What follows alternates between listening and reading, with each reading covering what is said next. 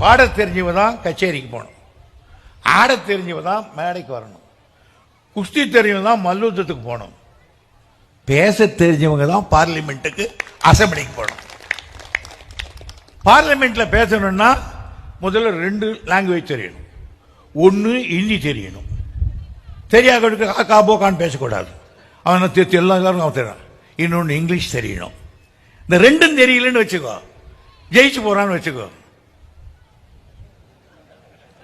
ஏன் சார் இப்படியே இவ்வளோ தூரத்தை கட்டியிருக்காங்க, எப்படி வரிப்பா? என்ன ஒரு தூரம் இல்லை, ஒன்றும் இல்லை.